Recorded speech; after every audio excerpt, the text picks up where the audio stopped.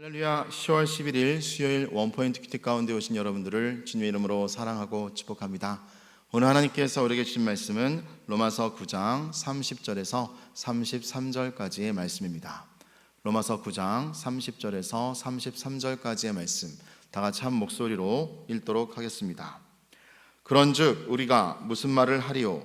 의를 따르지 아니한 이방인들이 의를 얻었으니 곧 믿음에서 난 의요 의의 법을 따라간 이스라엘은 율법에 이르지 못하였으니 어찌 그러하냐? 이는 그들이 믿음을 의지하지 않고 행위를 의지함이라 부딪힐 돌에 부딪혔느니라. 기록된 바 보라, 내가 걸림돌과 거치는 바위를 시온에 두노니 그를 믿는 자는 부끄러움을 당하지 아니하리라 함과 같으리라. 아멘. 이 시간 믿음에서 난 의라는 제목으로 담임 목사님께서 큐티 인도해 주시겠습니다. 할렐루야. 자, 오늘 10월 11일 로마서 9장 30절과 31절을 함께 또 묵상합니다. 여러분, 오늘 이 말씀을 보면 로마서의 큰 주제는 뭐라고 느껴지세요? 하나님이 우리를 향하여 계속 녹화하는 것이 있습니다. 너희가 의롭게 된 것은 너희의 의가 아니고 너희의 공로가 아니고 너희의 노력 때문이 아니라 전적인 나의 선물로 준 은혜다. 우리가 그 은혜로 말미암아 구원을 얻었나니 이것이 너희에게서 난 것이 아니요 하나님의 선물이라. 이는 누구든지 자랑치 못하게 하려 함이니라. 그럼 자유의지를 갖고 하나님의 소위 자율성을 가진 존재가 된 인간이 빠질 수 있는 가장 큰 죄는 자기 정체성을 왜곡된 자기 자랑입니다. 이게 유사품이요 사입입니다.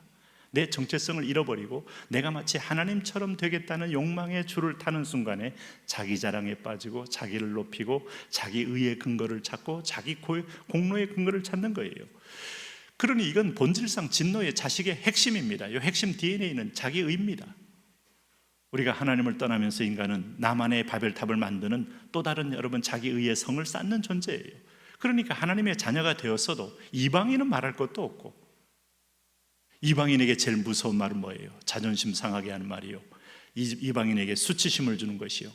심지어 그리스도인들 가운데도 수치심 고통스럽습니다. 자존심 상하게 하면 신앙을 갖고 있다가도 신앙의 모자를 던져버리면서 마치 우통을 벗고 달려드는 인간처럼 본능적인 모습을 보일 때가 많죠. 이게 바로 인간의 자기 완악함이기 때문에 이게 본질장. 그러니까 이거는 평생 죽을 때도 쉽게 변하지 않는 겁니다. 그러므로 내가 주인 바꾸지 않으면 이것은 끊임없이 나를 괴롭히는 겁니다. 주인을 그리스도로, 주인을 성령으로 내 마음의 주인을 바꿔야만이 자기 의와 자기 자존심과 자기 체면, 이것들을 우리가 배설물처럼 버릴 수 있는 용기가 나오는 것이죠. 성경은 이런 성숙을 위해서 끈질기게 우리의 본질을 향하여 도전하고 있는 것이에요. 그래서 오늘 30절 말씀에 그런즉 우리가 무슨 말 하리요? 무슨 말 하리요? 라고 말씀했습니다. 의를 따르지 아니한 이방인들의 의를 얻었으니 곧 믿음에서 난 의요. 이방인들이 무슨 의롭다함을 얻습니까? 이방인은, 사마리아인들은 개요, 그리고 완전한 혼혈족이잖아요. 유대인 피가 있는 겁니다. 그런데도 개와 같이 여겼습니다. 순혈주의를 그들은 주장하면서 정통 유대인이라고 그들은 하나님 앞에 의롭다함의 근거를 찾았습니다. 자, 그러면 완전히 혼혈되지 않는 분들은 뭡니까? 그건 이방인들이죠. 그 이방인들은 지옥의 땔감처럼 여겼다 이겁니다. 그러니 그들 속에는 인종적 편견과 차별이 강렬하게 자리 잡고 있었던 거예요. 선민의식은 그들은 하나님 안에서 감사의 의미로 쓴 것이 아니라 차별의 의미로 썼다. 이게 타락한 어떤 결과입니다. 우리가 호의도 자꾸 주면 권리로 한다는 말이, 인간은 본질상 내 시스템이 타락해 있기 때문에 안 주면 왜 안 주냐고 대들고 마땅히 받을 권리인 것처럼 상대방의 목을 옥죄는 존재가 인간입니다. 그래서 의를 따르지 아니한 이방인들이 의를 얻었으니 이거 무슨 의냐? 믿음에서 난 의라는 것은, 믿음이라는 건 전적으로 나의 공로를 말하는 게 아니에요. 믿음은 들음에서 나고 들음은 하나님 말씀에서 나는데 하나님의 말씀이 내게 들려졌다는 겁니다. 들려졌다는 거예요. 깨달아졌다는 거예요. 눈이 밝아졌다는 거예요. 하나님의 은총이 보였다는 거예요. 그러면 하나님이 이를 그의 의로 여기시고, 이것은 여러분 놀랍게도 믿음의 조상인 아브라함에게 적용된 새로운 하나님의 의의 혈통인 거예요. 인간이 자기 의를 가지고 세워놓는 바벨탑의 혈통을 끊으시고 하나님이 아브라함을 부르신 것이 창세기 12장이죠. 그럴 때 하나님이 한마디로 주석을 달았어요. 아브라함의 여호와의 말씀 믿으니 이를 그의 의로 여기시고. 목사가 열심히 기도하고 열심히 성경 보고 열심히 전도했더니 이를 그의 의로 여기시고, 아닙니다.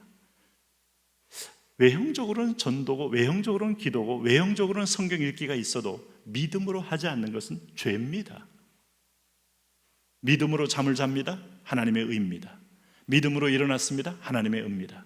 믿음으로 대화를 합니다. 하나님의 의입니다. 믿음으로 사랑을 베풉니다. 하나님의 의입니다. 이 의가 쌓여야 천국에 상급이 있는 거예요.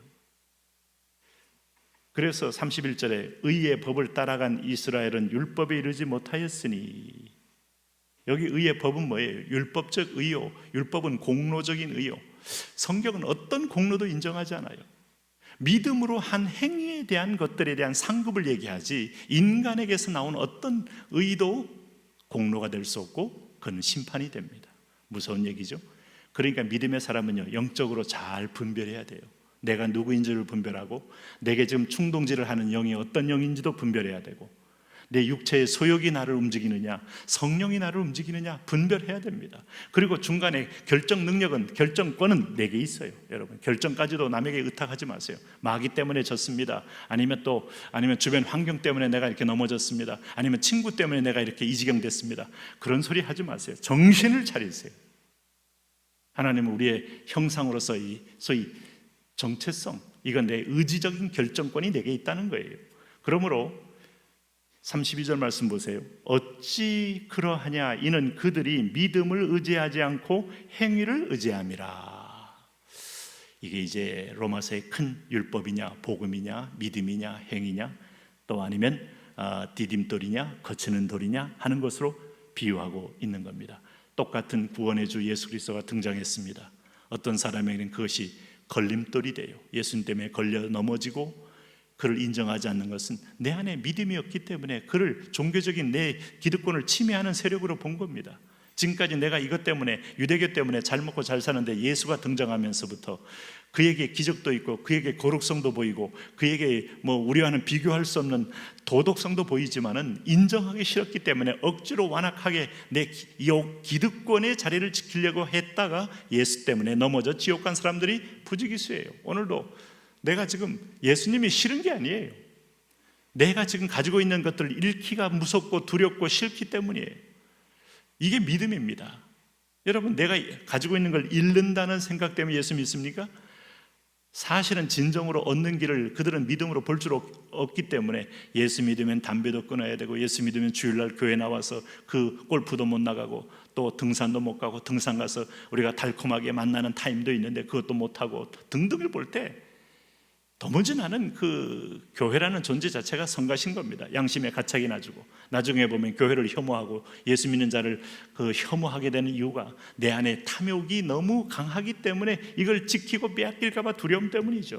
그래서 오늘 그들에게 예수님은 부딪히는 돌이에요. 부딪히는 돌. 우리는 반석이 되어서 모퉁이 돌이 되어 하나님의 집을 지어가는 견고한 이 모퉁이 돌이 빠지면 집은 무너지는 겁니다. 특별히 한옥을 지을 때는 이 사각형 구석구석마다 평평한 단단한 돌을 지지하고 있어야 그 위에 나무를 세우는 거예요. 나무만 세우면 쑥 들어갑니다. 그래서 나무 밑에 썩을 수도 있어요. 그래서 단단한 이 머릿돌, 지지돌 매우 중요한 것이죠.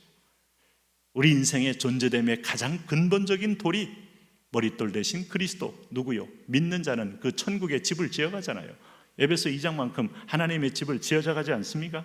그 집을 지금 공사 중에 있는데 그 최종적인 이 중심 머릿돌, 이게 나의 전부고 나의 시작이고 마침이 되는 거죠. 그래서 33절 말씀 기록된 바, 보라 내가 걸림돌과 거치는 바위를 시온에 두노니. 이게 바로 예수님, 시온은 바로 하나님의 성소가 있는 예루살렘 성입니다. 거기에 있는 희생 제물로 돌아가신 그리스도를 예표합니다. 그를 믿는 자는 부끄러움을 당하지 아니하리라. 그를 믿는 자, 그를 주로 인정하는 자, 그를 나의 인생의 주인으로 모신 자, 당신에게 오늘 예수를 믿고 있지만 마음을 바꾸지 않고 내가 주인 돼 있으면 여전히 예수님은 거치는 돌이 됩니다. 그분이 매우 불편해요. 양심을 속일 때도 불편하고, 컨닝할 때도 불편하고, 사람에게 거짓말할 때도 불편하고, 내 정욕대로 살아가는데 매우 불편한 분이에요. 걸림돌이래요. 걸림돌은 자빠져서 코가 깨지고 망하고 죽는 겁니다. 그러나 그분 위에 있을 때 견고한 반석이 됩니다. 내주는 반석이시니 그것은 안전합니다. 당신에게 걸림돌입니까? 반석이십니까? 이걸 잊지 마십시오. 오늘 순종하는 자에게는 예수 그리스도는 하나님의 집을 지어가는 아름다운 반석으로 내게 오신 분입니다. 돌이 없는 상황에서 돌을 찾는다는 귀한 거예요. 그 중에 머릿돌은 매우 소중한 겁니다. 오늘 머릿돌 대신 주님이 여러분의 인생 전체를 지켜주는 위대한 이 초석이 되시는 은혜가 있기를 바랍니다. 하나님, 그 주님과 함께 동행하며 주님의 반석 위에 서서 담대하게 세상 싸워 이기게 하옵소서. 예수님 이름으로 기도합니다. 아멘.